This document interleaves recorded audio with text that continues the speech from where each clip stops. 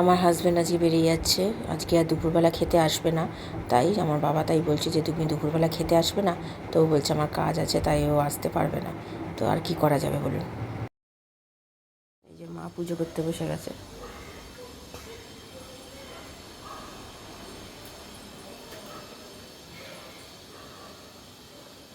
আরেকজনকে দেখুন ঘুম থেকে উঠে পড়েছে মন খারাপের চোটে।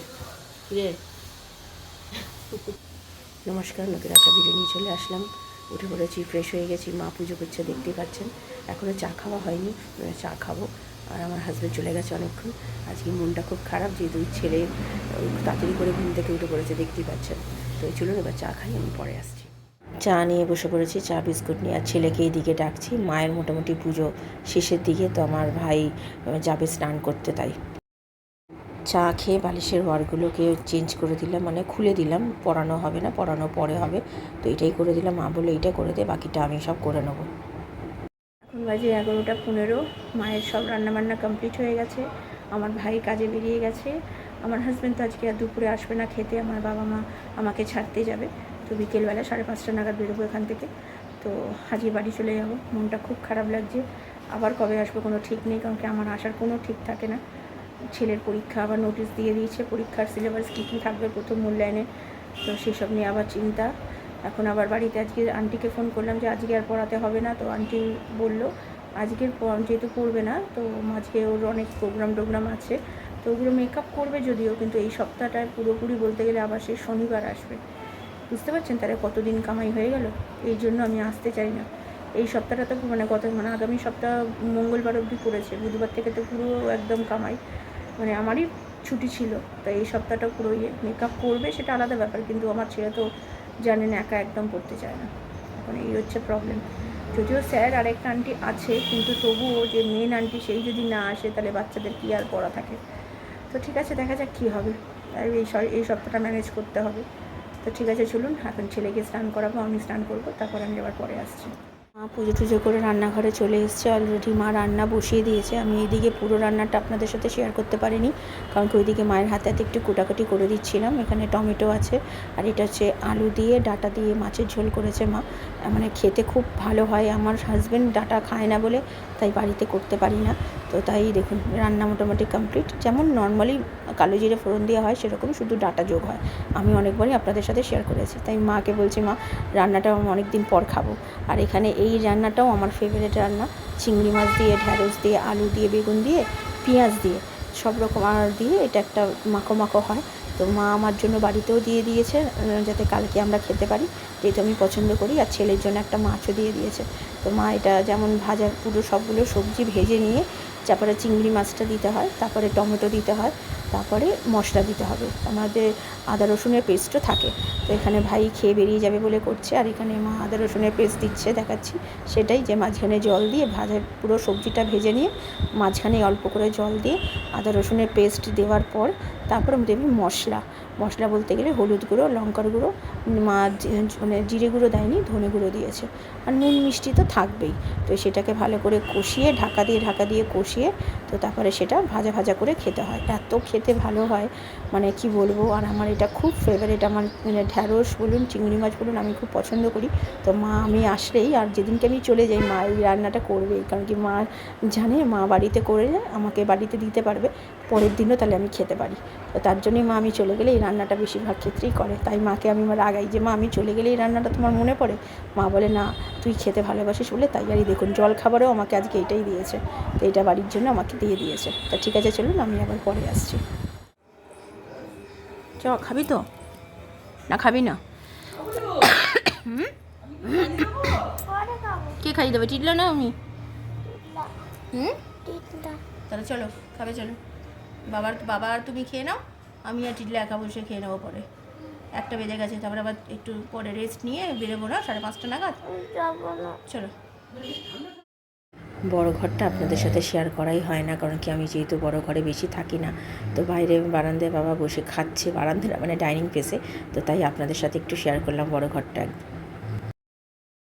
দুপুরের খাবার নিয়ে চলে এসেছি। দেখতে পাচ্ছেন মাছের ঝোল করেছে মা ডাঁটা দিয়ে। মাকে বললাম তুমি খেয়ে নাও, আমি আর আমার ছেলে পরে খাবো। আর ওখানে ঢ্যাঁড়স দিয়ে চিংড়ি মাছ দিয়ে যে চচ্চড়িটার কথা বললাম সেটা করেছে। খেতে কিন্তু খুব ভালো হয়েছে মাছের ঝোলটাও, আর আমাদেরকে পাঠিয়েও দিয়েছে খাওয়ার জন্য। তো চলুন মা খেয়ে নিক, তারপরে আমি আর আমার ছেলে একসাথে বসে খেয়ে নেবো, নাহলে অনেকটা দেরি হয়ে যাবে। আমার মা ক্যামেরার সামনে আসলেই মুখ ঘুরিয়ে দেবে। কি গো, চলে যাবো? মন খারাপ লাগছে? মন তো খারাপ লাগবে, তা থেকে যাই তাহলে। হ্যাঁ এটাই বাকি আছে। আরেকজনের তো খুব আনন্দ হবে থেকে গেলে। না গো, থাকা যাবে না। আর ছেলের এবার পরীক্ষা দিতে তো নোটিশ দিয়ে দিয়েছে, কবে এবার হুট করে পরীক্ষা দিয়ে দেবে। এবার নোটিশ দিয়ে দিল তো, এবার স্কুল খুলবে, এবার পরীক্ষা দিয়ে দেবে। সোমবার স্কুল এই সোমবার না, পরের সোমবার। সোমবার না, মঙ্গল না বুধবার নাগাদ খুলবে হয়তো। স্কুল কামাই করাবি আমি করাতে চাই না, আর এখন সত্যি কথা হয় না, কারণ কি ওর তো এখন বেলায় স্কুল হয়ে গেছে, তার জন্য। কিরে, থাকবি নাকি? হ্যাঁ, একদম থাকবে। তো ঠিক আছে, চলুন পরে আসছি। আর এখন সামনে আসছি না, এখন 4:45 বাজে, 5:30 নাগাদ ড্রাইভার আসবে, তো বেরিয়ে যাব। আরেকজন তো সকাল থেকে মন খারাপ, চলে যাবে। আমি তৈরি হয়ে গেছি মোটামুটি, আমার ছেলেকেও তৈরি করে দিয়েছি। এখন বাজে 5:20, 5:30টায় বেরোবো। তো মা সন্ধে টন্ধে দিয়ে নিয়েছে, আর মাসি আমাদের মায়ের বাড়ির কাজের মাসি কাজ করেও চলে গেছে। তো এবার চলুন, বাপের বাড়ি ঘোরা হয়ে গেল এবারের মতো। আবার জানি না এই বছরে আবার কবে আসতে পারবো, কোনো ঠিক থাকে না আমার আশা। সামনে আবার ছেলের পরীক্ষা, এখন থেকেই সব নোটিশ দিতে শুরু করে দিয়েছে, মানে পরীক্ষা সিলেবাস কী থাকবে হোয়াটসঅ্যাপে। তো সেগুলো দেখে নিয়েছি, এগুলো গিয়ে বাড়িতে গিয়ে আবার পড়াশোনায় ফোকাস, আবার সেই পুরনো ছন্দে ফিরে আসা। তো যাই হোক, বাপের বাড়িই হয় জানেন। বাপের বাড়িতে আসলে যতই মানে হোক না কেন, মায়ের বাড়িতে আসার একটা আলাদা আনন্দ থাকে। যতটা কাজ থাকে না, চিন্তা থাকে না, তাড়াতাড়ি ওঠার ব্যাপার থাকে না। তবে আর এটাই হচ্ছে জীবন। তো ঠিক আছে, চলুন, আমি যখন বেরোচ্ছি তখন আবার সামনে আসছি। বেরোনোর সময় হয়ে এসছে, তাই বলছি আমি বেরোচ্ছি। আর এদিকে মা নামছে, দেখতেই পাচ্ছেন। আর ছেলে আগে গাড়ির কাছে চলে গেছে, গাড়িতে ঢুকবে বলে। তো আমি বললাম যে দাঁড়া, আমি ঢুকে যাই, তারপর তুই ঢুক, তারপরে আমার মা ঢুকবে। তা কিছুক্ষণ পরেই বাবাও চলে এসছে, এই যে বাবা ঢুকে পড়েছে।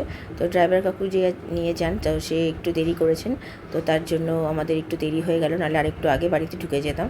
তো আমাদের যারা রুটি করে তাদেরকে বলে দিলাম যে 6:30টায় আসতে, প্রথমে বলেছিলাম। তো তারপর আবার যেহেতু ড্রাইভার কাকু দেরি করছেন, তো তাকে আমি বললাম যে না, আবার ফোন করে বললাম যে তোমরা 6:45 নাগাদ আসো। তো 6:45টায় তো আসেনি, আসলো 7:15-20 নাগাদ। তো মাদেরকেও রুটি দিয়ে দিলাম, কারণ কি বাবার আবার বাইরে থেকে কিনবে যখন, আমার রুটি করছে, তো তাই দিয়ে দিয়েছি। তো ঠিক আছে, চলুন এইগুলো স্মৃতি হিসাবেই তুলে রাখি। দেখানোর এমনি কিছুই নেই, যখন খুব মন খারাপ করে তো তখন এইগুলোকে খুলে দেখি। তো সবসময় তো যাওয়া আসা করা যায় না, তাই। তো ঠিক আছে, চলুন বাড়িতে গিয়ে আবার কথা হচ্ছে। বাবা মারা বেরিয়ে যাচ্ছে, দেখতেই পাচ্ছেন। আর আমার ছেলের তো জানেন ওই প্রত্যেকবার কান্নাকাটি। তো এখানটা একটা ফোকাসটা আউট হয়ে গেছে, কেন বুঝতে পারলাম না কী হলো। যাই হোক, তো মা তাই বলছে মাঝে মধ্যেই যাবি, তুই একদম যাস না। তো তাই হয় না, অ্যাকচুয়ালি সত্যি কথা বলতে একদম হয় না। ওই যে ছেলের পড়া, ওইসবের কথা ভেবে চিনতে আর যাওয়াই হয় না। আমি জানি যাওয়াটা দরকার আছে, সব মানুষের বাপের বাড়িতেও যাওয়াটা দরকার আছে, কিন্তু কি করব, সময় হয় না। আমার হাজব্যান্ডের খুব অসুবিধা হয়ে যায় ওই যাওয়া আসা করাটা, তো সেই জন্যই আর যাওয়াটা হয় না। তো ঠিক আছে, চলুন, চলে যাচ্ছে বাবা মা, মনটা খুব খারাপ লাগছে। বালিশের ওয়ারগুলো পরে চেঞ্জ করব, আগে এই চাদরটা চেঞ্জ করে ফেললাম, বাবারা চলে গেল যেহেতু। তো চলুন, এই চাদরটা পেতেছি। আর আরেকজনের সেই আবার কান্না শুরু হয়েছে, জানেন তো, বাবা মা চলে গেলেই কান্না। তো চলুন, এই বালিশের ওয়ারগুলো চেঞ্জ করেই ফেলি। এখন 8টা বাজে, সবে রুটি করে চলে গেছে, বাবা মাদের রুটি দিয়ে দিয়েছি। তো আজকে কাকা ভাইপো আমাদের যে রেস্টুরেন্ট সামনে আছে, সেখান থেকে, আমাদের যে রেস্টুরেন্ট আছে কাকা ভাইপো, সেখান থেকে ভেবেছিল বাবা এখান থেকে চিলি চিকেন আর আমাদের জন্য একটা চিকেন অর্ডার করে দেবে। যেহেতু কালকে আমার হাজব্যান্ড খাইয়েছে, আজকে আমার বাবার খাবানোর ইচ্ছে ছিল। আমরা তো জানি না যে বন্ধ আছে আজকে, তো সেই জন্য আর নিয়ে যেতে পারলো না। তো যাক গিয়ে কী করা যাবে, আমার হাজব্যান্ডকে বলে দিলাম কিছু খাবার নিয়ে আসতে। তো আমার মা খাবার পাঠিয়েছে, কিন্তু কালকের জন্য পাঠিয়েছে, আজকের জন্য কিছু জানে না, নাহলে তো কিছু একটা করতো। তো যাক গিয়ে যা হয়েছে। চলুন, এখন বিছনা চাদরটা তো চেঞ্জ হয়ে গেছে, বালিশের ওয়ারগুলো চেঞ্জ করে নিই, আমি আবার পরে আসছি। আজকে রাত্রিরে খাবার হচ্ছে এই যে চিকেন কষা একদম। তো আমার ছেলেকে দিয়ে দিচ্ছি, ও খেয়ে নিক। চিকেন কষা দিয়ে রুটি, আর কিছু ইচ্ছে করলো না এতে। তো কী দেবো, এটা দেবো? দেখো, চলো কাজে দিলাম। তো চলো রেখে দাও। রাত্রিরে কেমন খেলে বলো? আর দুপুরে কি খেলে আজকে? পরোটা আর ভেটকি ভাজা ফিশ ফ্রাই। ও কালকে এসে ফিশ ফ্রাইটা তাই তো? শুনতেই পেলেন ও দুপুরবেলা কী খেলো, আজকে আর ভাত খায়নি দুপুরবেলা, কারণ কি ও পরোটা খেয়ে ওর পেট ভর্তি হয়ে গেছে, তারপরে ফিশ ফ্রাই নিয়ে পাঠিয়ে দিয়েছিল মা, তো সেই জন্য ওটাও খেয়েছে, তো তার জন্য পেটটাও ভর্তি ছিল। আর দুপুরবেলা ও আর কিছু খায়নি। আর কিছু খাওনি তো দুপুরবেলা? ও আর কিছু খায়নি। তো একেবারে রাত্রিবেলায় ওই চিকেন কষা নিয়ে এসেছিলো, তো চিকেন কষা দিয়ে রুটি খেলাম। তো ঠিক আছে, চলুন ভিডিওটা তাহলে আর বড় করছি না। ভালো লাগলে লাইক, শেয়ার আর সাবস্ক্রাইব করবেন। কালকে নতুন একটা ভিডিও নিয়ে চলে আসবো। আপনারা ভালো থাকবেন, সুস্থ থাকবেন, নমস্কার। আর এইদিকে আমার ছেলে ওই ঘরে গেছে, একটুখানি কান্নাকাটি করছে, বুঝতেই তো পারছেন। আজকে দিনটা, কালকে দিনটা হবে, তারপরে আস্তে আস্তে ঠিক হয়ে যাবে। তো চলুন, কালকে দেখা হবে।